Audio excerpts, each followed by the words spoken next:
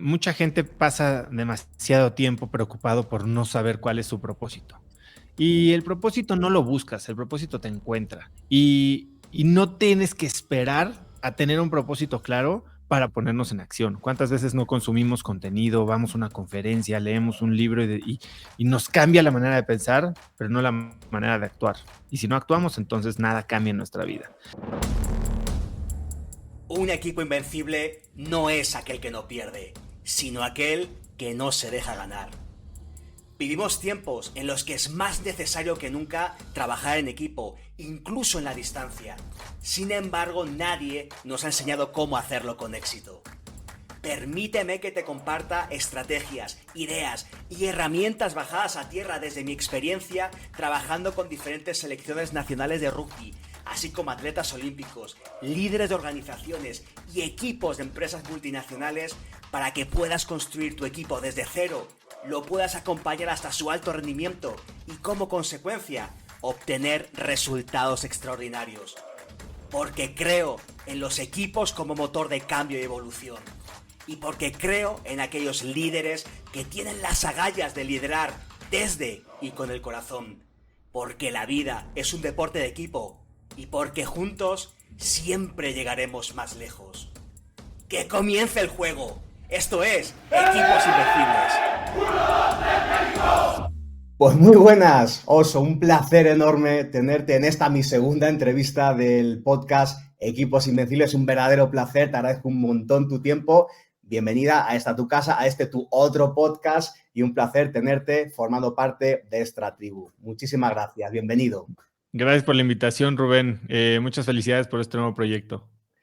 Pues mira, creo que, bueno, hace poquito has sacado a la luz un maravilloso libro del que vamos a hablar este día de hoy. Y me gustaría enmarcar la entrevista hace un par de podcasts, justamente, arrancaba o iniciaba con la premisa del método Yen, que es un método en el que yo trato, a través del método, ayudar a líderes a construir equipos de alto rendimiento y llevarlos hasta su máximo potencial. Y el método Yen tiene que ver con la Y del yo, la E del ellos y la N de nosotros. Y hoy me gustaría profundizar, sumergirnos en esa primera letra, en la Y del yo, porque ahí tienes un montón de herramientas, un montón de reflexiones en tu libro que creo que nos pueden ayudar muchísimo a aprender cómo ser un mejor yo para entonces servir mejor a los demás. Y mira, lo primero que te quiero compartir, o al menos preguntar, es, como comentas en el libro, ha sido una persona que alcanzó un éxito enorme con diferentes proyectos a lo largo de toda su vida, ¿no? Pero después de estudiar en la universidad, llega a estudiar una maestría en una de las mejores universidades del mundo, se va a Nueva York con un grandísimo trabajo. Parecía que esa vida exitosa que a veces definimos la habías alcanzado, la habías logrado. Y de repente, que como que medio decides casi despedir a tu jefe porque querías emprender otra vida, no te veías ubicado ahí. Cuéntanos qué es lo que te hizo despertar de esa vida aparentemente exitosa para entonces emprender la huida a otra que sí lo ha sido para ti. Sí, fue un momento complicado, ¿no? Porque llevas tanto tiempo, como dices, persiguiendo una definición de éxito y repentinamente cuando lo logras te das cuenta que no era lo que esperabas y es como este sentimiento de, bueno, si todo lo que había trabajado y todo lo que creía que era lo que quería no es, pues entonces, ¿qué sí es, no? Yo cuando llegué a ese punto, pues venía saliendo de una maestría en Estados Unidos en la que te cambian el chip para quererte comer el mundo, ¿no? Y llegas a tu realidad queriendo ser el amo y señor jefe, que dicta la estrategia, y la realidad es que termina siendo pues un analista, ¿no? O sea, alguien que sigue órdenes, que no tiene mucha libertad. Eh, y para mí fue muy frustrante eso, ¿no? Sobre todo debajo de un jefe que era muy cuadrado, muy a la antigua, y más aún en un momento en mi industria, que yo estaba en la industria financiera en 2008, 2009, que pues todo se va al carajo y hay menos libertad de la que normalmente había.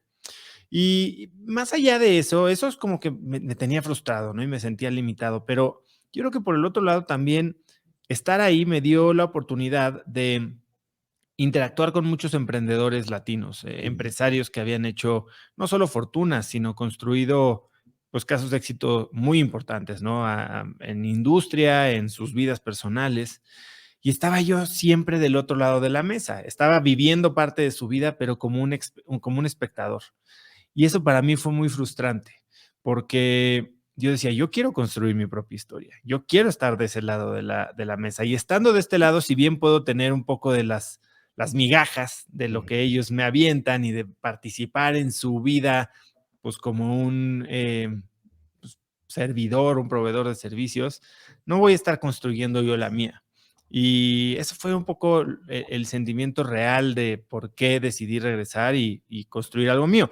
Hoy, pues 15 años después o 12 años después, sigo sentado del otro lado de la mesa, de gente igual o más exitosa de la que platicaba en ese entonces, pero fíjate que ahora ya no siento que me falta hacer algo. Claro que me faltan hacer muchas cosas, pero siento que lo estoy haciendo y que estar del otro lado de la mesa significa estar construyendo esa propia historia, ¿no? Llevo 10 años de emprendedor, con muchos fracasos, algunos éxitos y creo que lo que viene, bueno, pues todavía viene más emocionante, así que es un sentimiento diferente. Y eso lo has logrado en parte por un método que tú mismo has construido, que lo has llamado el método DMS, que tiene así como varios significados o definiciones. Una de ellas que compartes es la de Do Meaningful Shit, como haz lo que importa, ¿no? Que básicamente es como el título de tu libro, pero que también son las tres letras de tres palabras potentes, ¿no? Que es un poco el método que tú llegas como a destripar en el libro, que es la D de dirección, la M de movimiento correcto y la S de significado. Si te parece, nos metemos a sumergirnos un poquito en cada una de ellas de manera muy rápida. La D de dirección, hablabas de comprometerte al 100% y estar convencido de a dónde vas. Compártenos así alguna herramienta, alguna pista de cómo podemos descubrir qué dirección tomar, cómo saber qué es la correcta. Bueno, la realidad es que sí, dirección es de donde parte todo, ¿no? Sin dirección somos ineficientes. No importa el camino que tomes, si no sabes a dónde vas, entonces nunca vas a llegar, ¿no? Hay una anécdota de Alicia en el País de las Maravillas en la que está tratando de salir del bosque y encuentra al gato, de la sonrisa, y le dice, señor gato, ¿cómo puedo salir de este lugar? Dígame el camino. Y le contesta, bueno, Alicia, eso depende de a dónde quieras llegar. No lo sé a dónde sea. Entonces cualquier camino te llevará ahí.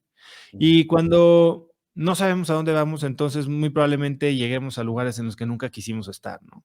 Pero lo digo en el libro, como con cualquier GPS, trazar una ruta tiene dos inputs, ¿no? Origen y destino. Hay muchas veces que estamos tan enfocados en el destino que no nos preocupamos por dónde estamos empezando. Y entonces es imposible leer un mapa sin saber en dónde estás ubicado el día de hoy.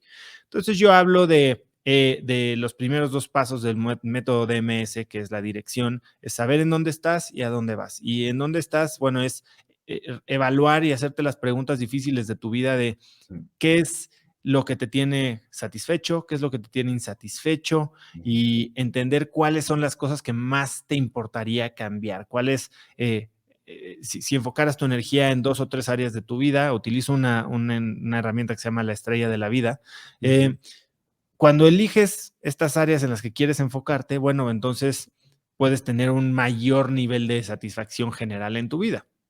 Y una vez que tienes estas 3 áreas definidas, entonces, bueno, ¿qué quieres lograr en cada una de ellas, no? Y hablamos de fijar objetivos, que normalmente cuando pensamos en objetivos nos anclamos mucho al pasado y entonces trazamos un futuro lineal cuando no tendría por qué ser así. Hablo de desbloquear un poquito la capacidad creativa, de entregarnos a un futuro que puede ser, que es posible y no necesariamente porque nos lo hemos probado en el pasado. Hablo de fijar metas de una manera que sean claras, medibles, temporales, aspiracionales, y básicamente de identificar cómo se ve ese éxito en el futuro. Utilizo varias herramientas de visualización en la que puedes probar el éxito, porque cuando no sabes qué es lo que hay al final del camino, es difícil entender qué es lo que te va a motivar para llegar ahí. Entonces, cuando trazas una dirección con un origen claro de dónde estoy, qué es lo que me molesta hoy, qué es lo que quiero cambiar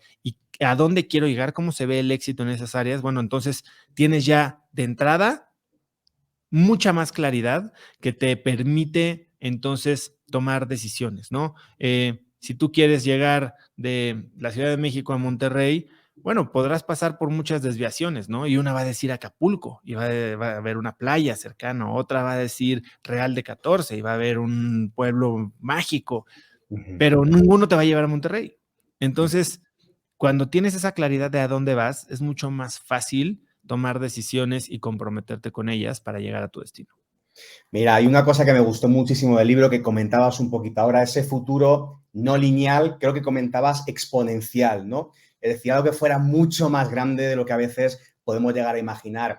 Y me encanta eso que dices de probarnos, cómo nos sentiríamos allí consiguiendo esa persona en la que me quiero convertir o esa persona que yo sueño ser, ¿no? Desde el ser y después el obtener. De hecho, creo profundamente en la visualización. Alguna vez lo he utilizado con algún atleta olímpico y ha sido fundamental. De hecho, lo usamos alguna vez 6 años antes de que ocurriese, ir a los Juegos Olímpicos de Río de Janeiro, empezamos a trabajar esto y la visualización del cómo te sentirías, qué verías, etcétera, antes de que suceda, creo que te empodera brutalmente y creo que nos ayudaría muchísimo a justamente conseguir esa exponencialidad que dices en la vida. No quedarnos en la mediocridad, ¿no? Que a veces nos quedamos con eso de define tus metas siguiendo la palabra meta, medible, específico, temporalizado, alcanzable. Yo siempre digo que alcanzable está bien, pero que nos quedemos en el límite casi del precipicio en lo inalcanzable, porque si no, no va a haber crecimiento. Pero no va a haber crecimiento si no imprimimos movimiento, acción, que es el segundo punto de tu método.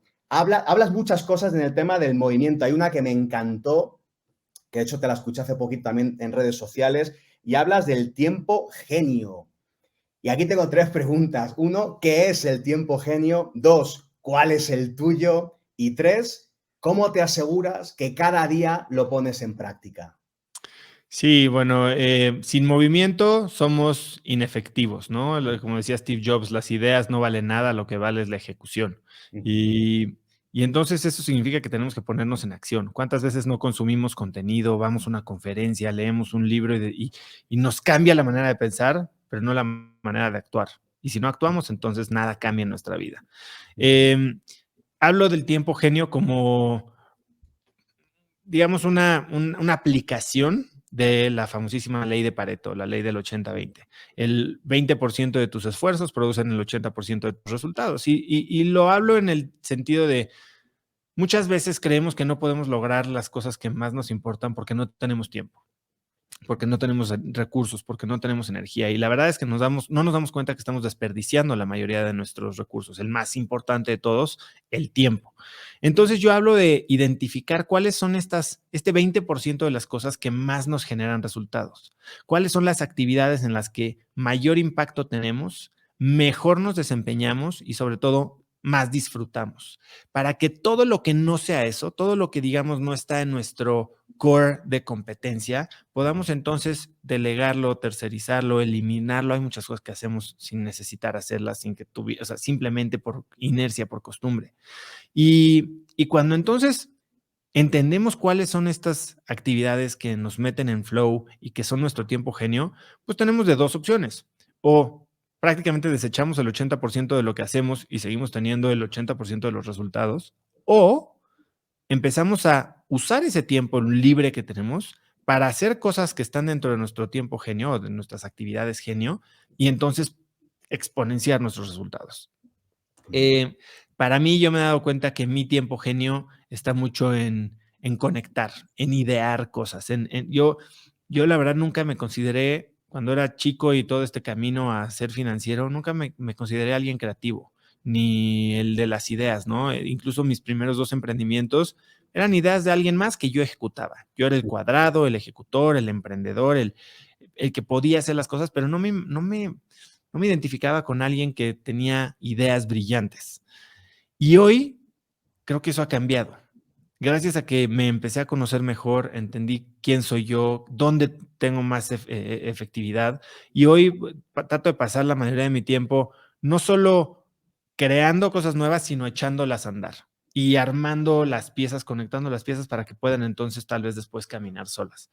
Y ese es un ejercicio que, bueno, uno hay que tenerlo presente, pero 2, hay que estar constantemente revisando ¿Qué es lo que en realidad estamos haciendo? Porque una cosa es decir, solo voy a hacer esto, y cuando volteas y revisas tu calendario, llevas 8 días seguidos haciendo reportes, ¿no? Que no es exactamente tu tiempo genio. Y constantemente estar reajustando a qué dedicas tu tiempo, qué tipo de actividades ya deberías de delegar, dónde contratas a alguien, dónde podrías establecer un sistema o una automatización. Y eso es algo que hago pues de manera bastante habitual. Ujú. ¿Y es algo que podrías llegar a controlar o asegurarte que cada día lo haces para no perder el foco? No sé si es algo de cada día, creo que tengo consciente qué tipo de cosas no debería estar haciendo y de repente me sorprendo y digo, wow, estoy haciendo algo que no debería estar haciendo y no sé si lo hago todos los días, pero sí periódicamente y sobre todo en momentos como ahora que me empiezo a sentir abrumado. Yo soy alguien extremadamente puntual y me he encontrado las últimas 2 semanas llegando un poco tarde a mis reuniones y eso es una señal de que algo no está bien, de que no estoy poniéndole atención a las cosas que verdaderamente importan. Y entonces me hace tomar una pausa, revisar qué es lo que estoy haciendo, matar ciertos proyectos o reajustar cómo estoy organizando mi día. Ujú.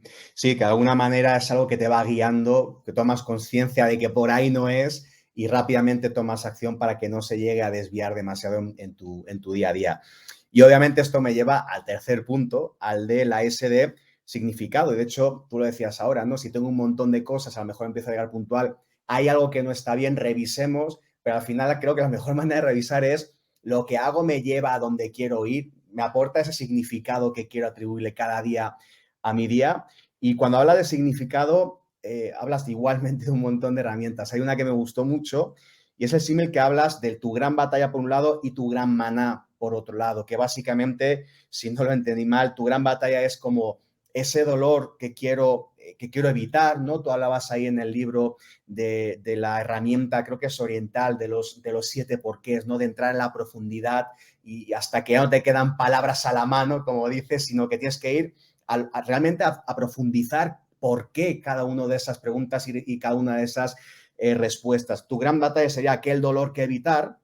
Tú comentabas que en algún punto pues querías que tus hijos se sientan orgullosos, que no vean algunas cosas que a ti te tocó vivir de chiquito. Y por otro lado, tu gran maná, que es realmente hacia donde tú sí que quieres avanzar. Sería como ese gran propósito, ¿no? Y los dos son necesarios, tú lo hablabas, que son como motores que te empujan, ¿no? Incluso hablaba de ese propósito transformador masivo. Danos alguna herramienta, si bien hemos hablado de los 7 porqués, si quieres profundizar un poco en eso para el tema de la batalla y para el tema de Gran Maná, si tienes alguna sugerencia de cómo, de una manera simple, como dices en el libro, pudiéramos llegar a descubrir nuestro propósito transformador masivo. ¿Por qué y para qué estamos aquí?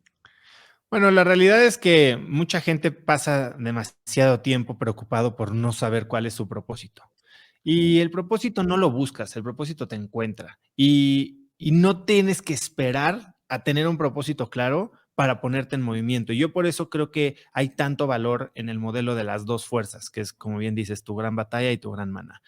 Tu gran batalla es algo que quieres evitar y yo estoy convencido de que la gente toma acción más abrupta y dramática y masiva para evitar dolor que para conseguir placer.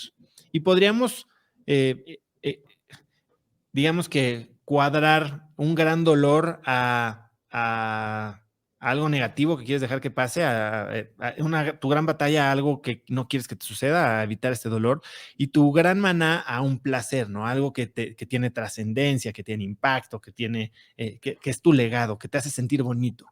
Entonces, cuando puedes cuadrar estas dos fuerzas, entonces tienes una fuente inagotable de energía que te ayuda a sobrepasar sobre todo los momentos más difíciles, los momentos en los que dudas de por qué estás haciendo las cosas. Cuando puedes conectar con estos verdaderos motivadores, el primero más visceral, el segundo más trascendental, entonces puedes verdaderamente seguir avanzando y ponerte en movimiento incluso cuando la recompensa no está tan clara de forma inmediata. Para tu gran batalla, bueno, está el ejercicio de los 7 porqués.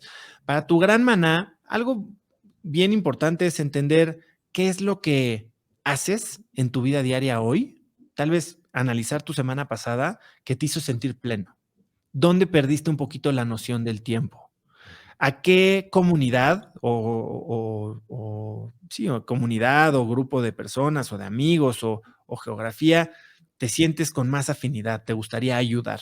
Porque el Gran Maná es algo de, como te decía, de impacto, de trascendencia, de ayuda, es algo noble. El Maná es una misión audaz, noble y aspiracional. Y cuando empiezas a identificar por quién quieres trabajar, qué tipo de actividades te ponen en este buen estado, y puedes entonces empezar a cuadrar, ok, me siento bien cuando hago esto, quiero ayudar a estas personas, si hago esto por estas personas, podría estar eventualmente impactando de una manera muy significativa a la gente que me importa, ¿no? Y no necesariamente tiene que ser algo masivo, no tienes que transformar el mundo. Se puede transformar el mundo, permíteme, se puede transformar el mundo una persona a la vez, un grupo a la vez. Y como lo decía uno de mis invitados recientes, Piqui Martínez, que es fundador de una asociación civil que se llama Doctor Sonrisas, que cumple sueños para niños enfermos en fase terminal, me decía, para cambiar el mundo tienes que ser una buena persona, ser un buen padre, un buen hermano, un buen amigo, y por ahí empezar.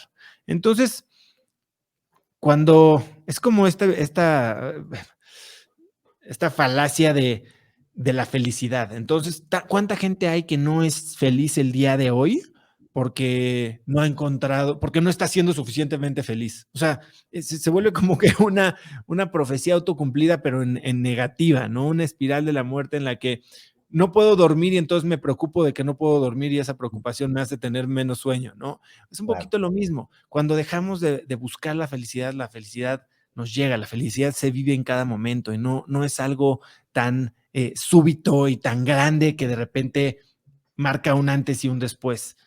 Es cada momento, y creo que nuestro propósito lo podemos ir detectando en cada momento de nuestras vidas, cuando nos sentimos verdaderamente plenos en cualquier actividad mundana. Maravilloso. Me quedo con esta reflexión de que el propósito no hay que empeñarnos en volvernos loco y encontrarlo, sino que de alguna manera nos encontremos mutuamente, ¿no? Que en algún punto incluso el propósito se puede encontrar como decías, en cualquier acción mundana se puede encontrar propósito por el cual y para qué voy a hacer eso. Desde mi punto de vista, al menos, siempre es para servir a otra persona. Si eso lo hace desde el sentido del servicio, creo que vamos a poder aportar valor, por grande o pequeñito que sea. De manera muy resumida, hay mucha más profundidad en el método y en el libro de DMS. Tú has sido siempre un líder, te ha tocado, creo que las cosas no tocan, creo que las cosas suceden por algo y son causales. Liderar desde muy pequeñito, incluso en la universidad te tocó ser ese líder de la clase, por ahí te tocó ser líder de un grupo en aquel hotel en la playa. Ya me contarás en otro momento qué pasó aquella primera noche, que me quedé intrigadísimo con lo que comentas, o mejor ni hablarlo aquí, hablarlo en otro espacio. Pero tocó también liderar poco a poco ese grupo en aquel hotel. Después, bueno, hoy en día llevas varias empresas, desde hace un montón de tiempo emprendedor. Has liderado, has construido equipos de muy alto rendimiento. ¿Cómo crees o en qué te ha servido el método DMS en esa construcción de equipos, en ese liderazgo para tener buenos equipos? Obviamente hay cosas que han sido conscientes, cosas te has ido dando cuenta en el camino, pero ahora viendo hacia atrás, ¿en qué crees que te ha servido tu método que ahora ya lo tienes muy plantado para ser ese líder que has sido, que sigues siendo y que seguirás siendo en el futuro? Yo creo que la labor del líder principalmente es establecer una dirección, asegurarse de que todo el equipo lo entiende y dar las herramientas para lograrlo. Esta dirección se fija de una forma muy clara desde los primeros miembros del equipo cuando se asienta la cultura, ¿no? Bien dice que la cultura es lo que pasa cuando el jefe no está, y la cultura no se platica, como dicen, la filosofía no se habla, la filosofía se vive, ¿no? Y yo creo un poco en lo mismo. Cuando eres líder, tienes que tener muy claro en qué te importa a ti, en quién te quieres convertir, porque es difícil separar la identidad del líder, o bueno, la personalidad o la filosofía del líder de la filosofía de la empresa. Va a ser muy difícil si tienes un líder que es corrupto en su persona, que tengas una empresa totalmente limpia y honesta y de impacto positivo. Entonces, creo que cuando tienes claridad en quién eres como líder, cuando eres transparente, cuando eres vulnerable, entonces puedes imprimir esa filosofía en tu empresa, fijar como decía, un propósito transformador masivo que comunique la misión de la compañía de una forma clara y en base a eso atraiga a personas que piensan igual. Yo creo que estamos en una época de cambios muy dramática, ¿no? El año pasado, creo que con el tema del encierro y el COVID, pues creo que mucha gente conectó otra vez con sus emociones, con sus valores y se dieron cuenta que estaban trabajando para empresas o para proyectos que no plenamente cuadraban con quiénes eran ellos. Y hoy se hace cada vez más importante y tiene más valor en un proceso, digamos, de reclutamiento o de conformación de equipos de alto rendimiento, alinear los valores personales y los objetivos de vida de cada uno de los miembros del equipo con el objetivo del proyecto. Si eso sucede, va a haber mucho más entrega, va a haber mucho más devoción, va a haber mucho mejor desempeño y últimamente pues va a haber mejores resultados, ¿no? Y creo que cuando el líder no sabe quién es, entonces puede empezar con estas confusiones de comunicación hacia su equipo, lo que genera pues fricción no solo vertical, sino incluso horizontal entre los miembros y eso genera malos resultados. Totalmente. De hecho, mira, creo que alinea muy bien el método que comentas con esa primera parte de la Y del yo. Creo que es imposible alcanzar a ser un gran equipo de alto rendimiento, desarrollar un equipo si no hay un desarrollo personal primero, y no solamente del líder, sino de cada uno de los miembros del equipo que están constituyendo justamente ese equipo de alto rendimiento, ¿no? Para finalizar, 2 preguntas. Son más cortas, no son tan reflexivas, y con esto concluiremos la entrevista, Oso. Mira, imagínate que estás en el desierto una noche de mucho frío, en la cual, bueno, pues hacía tanto frío que tuviste que regresar a por una chamarra y bueno, pues era o tirabas para adelante o te quedabas muerto de frío o al final te ibas con los amigos. Decides por ese momento ir a por la chamarra, con lo cual tus amigos salen por ahí, agarras tu bicicleta ya así un poquito más abrigadito, te paras a tomar un trago, por ahí hay gente aullando para que les den algún trago que otro y de repente te encuentras de nuevo con Shannon, que no la viste desde aquel momento, de aquella palmadita, desde aquel sexto sentido. ¿Qué te gustaría decirla ahora, desde esta experiencia transformadora que has vivido? ¿Qué la dirías si te la encontraras cara a cara? Espero que pase y gracias a la modernidad de las redes sociales, sé quién es. Me recordé lo suficiente como para buscarla en internet y hemos estado un par de veces en contacto, pero creo que no ha entendido nunca y nunca le puedo decir lo importante que fue para mí ese momento. Simplemente le daría las gracias, le contaría un poco qué es lo que siento. Ese día no solo me enseñó esa lección, después me enseñó otra al darme cuenta cómo de repente tenemos todos estos modelos mentales, paradigmas, sesgos cognitivos que nos hacen sentir que estamos alejados de una situación cuando somos precisamente parte del problema, ¿no? Y simplemente le daría las gracias, le daría un abrazo fuerte y trataría de que entendiera lo importante que fue ese momento para mí, aunque no sé si podría comunicárselos. Es de esas cosas que incluso en el libro me costó trabajo explicar y narrar para que tuviera la profundidad con la que yo lo sentí. Pero bueno, si lo estás mencionando, creo que algo quedó claro, la relevancia de esa experiencia, y le diría gracias y le pediría que no dejara de hacer lo que hizo esa noche por mí. Súper bien, ojalá que tengas la oportunidad. Creo que muchas veces se pasan personas por nuestra vida, no, ellos no son conscientes de lo que han impactado en la nuestra, pero realmente nos transforman, ¿no? Yo igual tengo en este caso, sí le conozco, porque mi hermano, quien me dio ese empujón que yo no tenía las agallas para dar en un momento de abandonar mi casa, irme a Nueva Zelanda, cumplir mi sueño de aprender a los mejores, sin recursos y nada, yo no me hubiera atrevido jamás en mi vida y por ahí me dio ese empujón. Creo que agradecer es de los actos más hermosos que podemos hacer y qué bueno que lo puedan recibir y ojalá que lo puedan hacer así en algún día en vida. O sea, que si hay posibilidad de que por ahí lo puedas compartir, seguro que lo vas a ver. Quizá no sea tan consciente de todo lo que te aportó, pero seguro que lo recibirá súper bien. Y por último, una última pregunta. Imagínate esta noche, bueno, supongo que estás en casa, pero tú imagínate que sales fuera y tal, llegas a esta noche.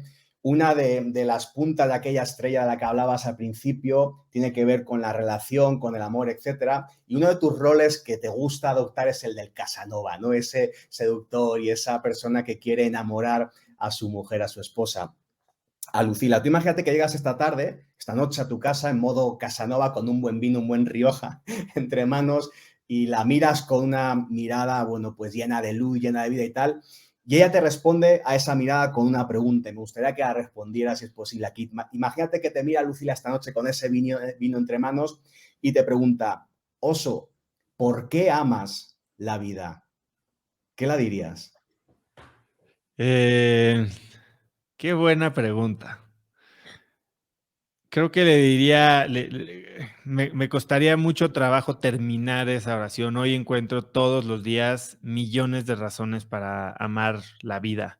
Desde el amanecer, cuando estoy caminando de la mano con mis niños al camión de la escuela, hasta la oportunidad de hacer ejercicio y sentirme fuerte y sano, tener la fortuna de despertarme todos los días a trabajar en cosas que me apasionan, de estar rodeado de gente que me quiere, de estar recibiendo mensajes de gente que valora mi trabajo y está teniendo un impacto positivo en su vida, de tener 2 hijos increíbles.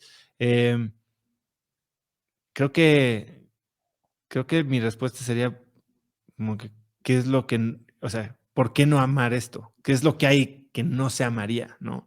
Y y creo que estaría muy contento de poderle responder eso.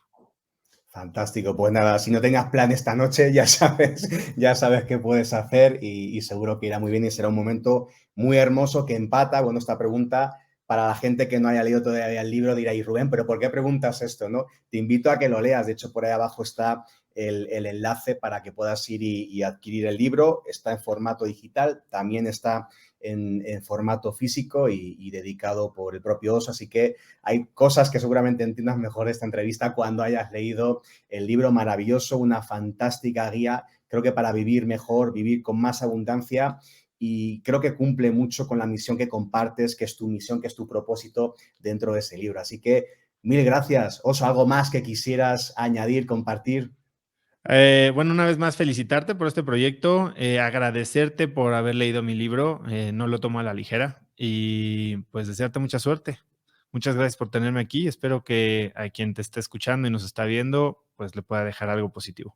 Seguro que sí, Oso. Mil gracias a ti por ser parte de esta tribu, mil gracias por ser parte de Equipos Invencibles. Hasta la próxima. Gracias. Mil gracias de corazón por tu valioso tiempo. Porque el dinero va y viene, pero el tiempo solamente se va. Y tú has decidido invertirlo en ti y en tu crecimiento. Nos escuchamos la próxima semana. Provoca un excelente día.